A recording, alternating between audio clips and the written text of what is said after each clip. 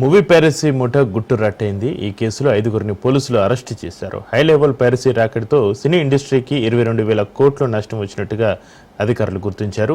2 నెలల క్రితం వనస్థలిపురానికి చెందిన కిరణ్ను పోలీసులు అరెస్టు చేశారు. కిరణ్ కస్టడీలో కీలక విషయాలను పోలీసులు రాబట్టారు.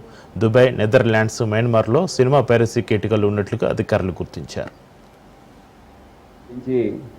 ఏదైతే ఎన్నో సంవత్సరాల నుండి దాని గురించి ప్రచారం చర్చ జరుగుతూ ఉందో అది మా కంప్లైంట్ వచ్చిన తర్వాత చాలా కష్టపడి Hyderabad city police cyber crime wing ఏదైతే ఉందో దాదాపు 4 నెలలు దర్యాప్తు చేసిన తర్వాత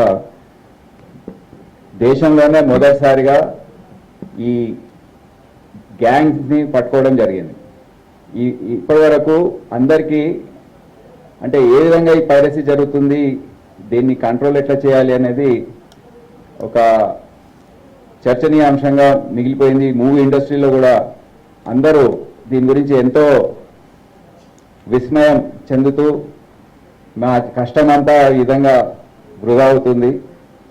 మూవీ రిలీజ్ కాకముందే ఆ థియేటర్ అది వెబ్సైట్స్లో సోషల్ మీడియాలో రావడం, దాని గురించి అఫ్కోర్స్ థియేటర్స్లో పబ్లిక్ రావడం కూడా తగ్గిపోతుంది, ఆదాయం అనేది తగ్గిపోతుంది, మొత్తం మూవీ ఇండస్ట్రీ కూడా బాగా ఎఫెక్ట్ అవుతుంది.